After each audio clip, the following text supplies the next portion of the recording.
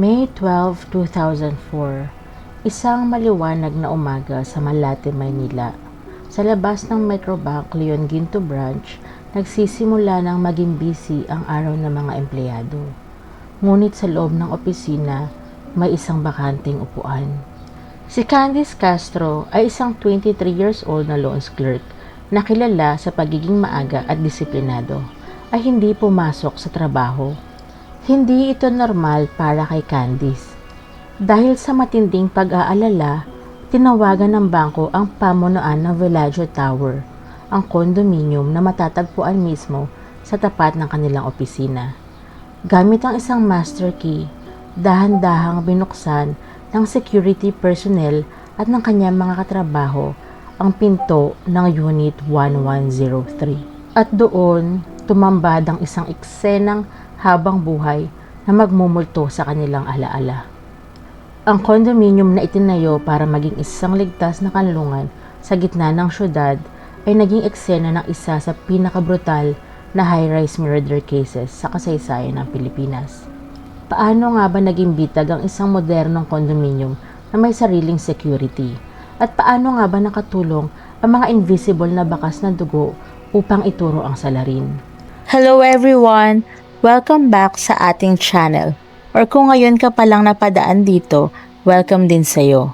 This is Truth Files, kung saan hindi lang natin kinikwento ang mga krimen, kundi sinusubukan din nating intindihin kung paano at bakit sila nangyayari.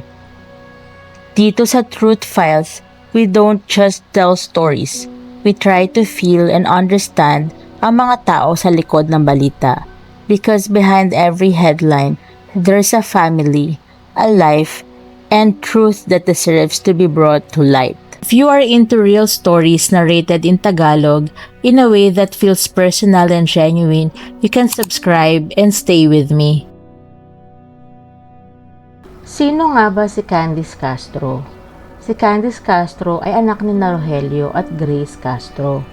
Tubong Naga City sa Camarines Sur, lumaki siyang mabait, responsable, matalino at independent. Siya ang tipo ng anak na hindi mo kailangang alalahanin dahil may malinaw siyang pangarap sa buhay. Lumaki si Candice sa isang pamilyang nagpapahalaga sa edukasyon at mabuting kinabukasan. Nang makapagtapos, lumuwas siya ng Maynila para doon simulan ang kanyang career sa Metrobank. Upang matiyak ang kanyang kaligtasan, personal pang naghanap ng matitirhan ang kanyang mga magulang. Pinili nila ang Unit 1103 sa Villaggio Tower dahil sa isang simpleng rason. Nasa tapat lang ito ng kanyang pinagtatrabahuhang bangko, isang tawid lang, walang traffic, walang panganib sa madidilim na kalsada. Inisip ng kanyang ama at ina na protektado ang kanilang anak. Ngunit, hindi nila alam ang panganib ay hindi galing sa labas ng gusali. Hindi nasa loob mismo nito. Ano nga ba ang naganap sa mga huling oras ni Candice bago tuluyang magsilbing bitag ang kanyang sariling kwarto? Balikan natin ang gabi ng May 11, 2004. Bandang alas 11 ng gabi hanggang alas 11:30 ng gabi, masayang umuwi si Candice sa Villaggio Tower kasama ang ilang katrabaho at kaibigan mula sa Metrobank. Pagpasok nila sa ground floor lobby, nadaanan nila ang isang grupo ng mga lalaki na kasalukuyang nagiinuman. Kabilang sa grupong ito sina Felipe Marcelo na nakatira sa Unit 604 at si Benjamin Bebs Reyes na nakatira sa Unit 1104, ang mismong katabing pinto ng unit ni Candice. Habang nagtatawanan ang mga lalaki, lihim nilang pinagmamasdan ang pagdating ng dalaga. Sumapit ang alas 11:45 ng gabi. Matapos ang maikling kwentuhan sa itaas, nagpaalam na ang mga kaibigan ni Candice. Bilang isang mabuting host, inihatid pa ni Candice ang kanyang mga kaibigan pababa sa lobby at kinawayan bago sila tuluyang umalis. Isang simpleng kilos ng kabaitan na siya palang magiging huling alaala sa kanya ng kanyang mga kaibigan. Bandang alas 12 ng hating gabi, nang mag-isang sumakay ng elevator si Candice pabalik sa Unit 1103. Sa ibaba naman, nagpatuloy ang inuman ni Marcelo at Reyes. Ayon sa mga testimonya at pagsusuri ng pulisya, Ang kanilang gabi ay lalong nilamon ng alak at ng ipinagbabawal na gamot na shabu. Tinatayang bandang alas 2:15 hanggang alas 3:30 sa katahimikan ng madaling araw, umakyat ang mga salarin sa 11th floor. Naniniwala ang prosekusyon na kumatok ang mga ito sa pinto ni Candice. Dahil kilala niya si Reyes bilang kapitbahay, maaaring binuksan niya ang pinto nang walang kamalay-malay. Doon na nagsimula ang impyerno. Lumaban si Candice. Ginamit niya ang kanyang natitirang lakas upang kalmutin at labanan ang mga umaatake. Ngunit hinarap niya ang mga halimaw. Siya ay pinahirapan, ginahasa, ninakawan at sinaksak ng 24 na beses hanggang sa tuluyang malagutan ng hininga. Paano nga ba nagawang linisin ng mga mamamatay tao ang lugar na pinangyarihan ng krimen upang mawala ang mga bakas ng kanilang kasalanan? Umaga ng May 12, 2004, alas 8:30, natuklasan na nga ang krimen. Sa gitna ng isang magulo at hinalughog na kwarto, nakahandusay ang walang buhay na katawan ni Candice. May nakita ring kutsilyo sa ibabaw ng kama. Siya ay walang saplot, tadtad ng saksak, may mga pasa at hiwa, disfigured na ang kanyang mukha, naliligo sa sariling dugo, at dumanas ng hindi mapapantayang karahasan at sexual na pang-aabuso. At pasintabi po, mayroong nakapasok na handle ng isang map sa maselang bahagi ng kanyang katawan. Maya-maya, dumating na ang mga tauhan ng Homicide Division ng Western Police District na ngayon ay kilala bilang Manila Police District. Nang dumating ang Manila Police District at ang SOCO, hinalughog ang buong unit. Magulo ang mga gamit. Ninakaw ang mga personal na ari-arian ni Candice kabilang ang kanyang mga alahas, pera at cellphone. Samantala, sa Naga City, tumunog ang telepono ng mga magulang ni Candice. Ang unang balita, dinala raw sa ospital ang kanilang anak. Isang pag-aalala na agad na uwi sa matinding hagulgol at pagkadurog ng puso nang makumpirma ang balitang wala na si Candice. Patay na ang kanilang pinakamamahal na anak. Sa isang maikling segundo, ang buhay ng pamilya Castro ay tuluyang nagbago habang buhay. Akala ng mga salarin ay naghuwa nilang linisin ng krimen. Akala nila sa pagpatay nila sa nag-iisang testigo na si Candice ay malilibing na rin ang katotohanan. Ngunit hindi nila alam, may isang saksi na hindi kayang burahin ng kahit anong pagtatangkang itago ang krimen, ang forensic evidence. Bumalik ang SOCO team sa Bellagio Tower, dala-dala ang luminol test kit. Ang luminol ay isang kemikal na kapag na-spray sa isang madilim na lugar ay nagre-react sa iron na matatagpuan sa hemoglobin ng dugo. Nagiging sanhi ito ng isang neon blue na liwanag, kahit papilit na nilagyan ng bleach o pinunasan ang sahig. Nang patayin ng SOCO ang mga ilaw sa hallway at spray ang kemikal, isang nakapaninindig balahibong asul na liwanag ang sumiklab sa dilim. May bakas na mga madugong yapak, at ang mga bakas na ito ang magsasabi kung sino ang salarin. Nagmula ito sa loob mismo ng Unit 1103 ni Candice. Lumabas sa hallway ng 11th floor, pumasok sa loob ng pangalawang elevator ng gusali, bumaba sa 6th floor, lumabas sa corridor, at diretsong nagtapo sa tapat ng pinto ng Unit 604, ang tirahan ng residenteng si Felipe Marcelo. Isang perpektong forensic breakthrough, ngunit sapat na ba ang asul na liwanag na ito para mapatunayan na si Marcelo nga ang may hawak ng kutsilyo? Nang kumprontahin ng mga pulis si Felipe Marcelo, nang mismong hapong iyon, agad na napansin ang mga sariwang gasgas sa kanyang mukha, leeg at braso. Ang depensa niya, galing daw ito sa away nilang mag-asawa. Ngunit ang mga bakas ay hindi nagsisinungaling. Isinailalim ng mga eksperto sa DNA testing ang mga tissue at balat na nakuha sa ilalim ng mga kuko ni Candice Castro. Ang resulta, tumugma ito 100% sa DNA ni Felipe Marcelo. Si Candice ang kumalmot sa kanya habang ipinaglalaban nito ang kanyang dangal at buhay. Hindi lang yan, sinamsam ng mga otoridad ang kanyang tsinelas. Nang suriin ang ilalim nito, natagpuan ang mga microscopic na bakas ng dugo na tumugma rin sa DNA ng biktima. Idagdag pa rito ang kanyang mga fingerprints na nakuha sa loob ng banyo at kwarto ni Candice.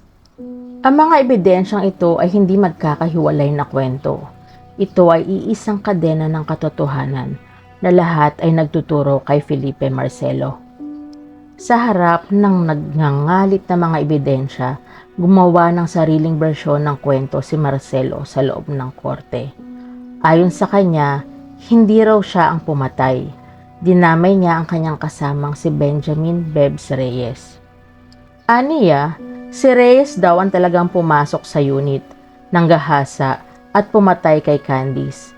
Siya raw ay pinagbantaan lamang gamit ang isang kutsilyo, kaya napilitan siyang manahimik at sumunod. Ngunit ang tanong ng hukuman, kung ikaw ay biktima lamang at napilitan, bakit ang DNA mo ang nasa ilalim ng kuko ng biktima? Bakit ang mga fingerprints mo ang nakakalat sa crime scene? At bakit ang tsinelas mo ang nag-uwi ng dugo ni Candice sa sarili mong unit? Ang kanyang alibay ay tinuring ng korte na mahina, gawa-gawa at walang anumang bigat. Naging mahaba at madugo ang laban para sa hustisya. Umabot ng 6 na taon ng paglilitis. 6 na taon na pabalik-balik ang nagdadalamhating pamilya Castro mula Bicol patungong Maynila. Bit-bit ang bigat ng pagkawala ng kanilang anak, humaharap sa bawat hearing para masigurong hindi makakalimutan ng batas si Candice. July 6, 2010, sa loob ng RTC Manila Branch 53, ibinaba ni Judge Reynaldo Alhambra ang makasaysayang hatol. Felipe Marcelo, guilty beyond reasonable doubt para sa complex crime ng rape with homicide.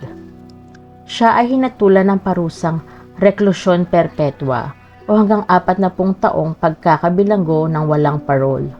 Bukod dito, inatasan ng korte si Marcelo na magbayad ng kabuuang 5.7 million sa pamilya Castro para sa unearned income, moral damages, exemplary damages, at funeral expenses. Ang hatol na ito ay kalaunang pinagtibay din ng Court of Appeals. Isang tagumpay ba ito para sa batas? Oo. Ngunit ang hustisya sa kasong ito ay nananatiling may malaking lamat. Dahil habang si Marcelo ay nabubulok sa loob ng rehas, ang isa pang anino ng krimen ay nananatiling malaya. Si Benjamin o mas kilala bilang Bebs Reyes, ang resident ng Unit 1104 na katabing-katabi lang ng unit ni Candice. Nang mag-issue ng warrant of arrest ang korte noong July 2004, biglang naglaho si Reyes, parang bula. Hindi siya naharap sa arraignment, kaya ayon sa batas ng Pilipinas, ang kaso laban sa kanya ay pansamantalang naka-archive. Siya ay nananatiling isang high-profile fugitive hanggang sa kasalukuyan. Sa kabila ng 1 milyong pisong bounty na inilaan para sa kanyang pagkakadakip. Sino nga ba si Bebs Reyes? Siya ang anak ng isang dating Bureau of Immigration Intelligence Officer. Dahil dito, hindi mapigilan ng publiko at ng pamilya Castro ang magtanong. Ginamit ba ang impluwensya at koneksyon upang tulungan siyang makatakas o makalabas ng bansa gamit ang peking dokumento? Walang opisyal na patunay ang korte rito. Ngunit ang katotohanan ng 22 taon na ang lumipas at nananatili pa rin siyang malaya ay isang patuloy na sugat sa puso ng mga naghahanap ng kumpletong katarungan. Sa pagtatapos ng kwentong ito, mahalagang alalahanin na si Candice Castro ay hindi lamang basta isang pangalan sa isang lumang file ng korte. Hindi lamang siya isang paksa sa mga true crime documentaries. Siya ay isang mapagmahal na anak, isang tapat na kaibigan at isang dalagang may napakaraming pangarap na pinutol sa isang marahas at madilim na gabi. Ang kasong ito ay isang malaking tagumpay para sa Philippine Forensic Science, isang patunay na ang dugo, DNA at luminol ay may kakayahang sumigaw ng katotohanan, kahit papilit itong itago ng tao. Ngunit paalala rin ito na habang may isang suspect na nagtatago sa anino, ang hustisya ay hindi pa rin lubos na natatapos. Mga ka-Truth Files, sa inyong palagay, sapat na ba ang hustisyang nakamit ng pamilya Castro sa pagkakakulong kay Felipe Marcelo? Ano ang masasabi ninyo sa naging papel ng forensic science upang malutas ang krimeng ito? At higit sa lahat, nasaan na nga ba sa inyong palagay si Benjamin Bebs Reyes pagkatapos ng mahigit 2 dekada? Ibahagi ang inyong opinyon at saloobin sa comment section sa ibaba. Huwag kalimutang mag-like, mag-share at mag-subscribe para sa higit pang mga malalalim na pagsusuri dito sa Truth Files. Hanggang sa susunod, mag-ingat po tayong lahat. If you made it until the end, thank you for staying. Kung may gusto kang kaso na i-cover natin next time, you can leave it in the comment section. And if this story stayed with you, even quietly, stay with me. Marami pa tayong kwento at katotohanang bubuksan at tatalakayin. Ingat ka palagi. God bless.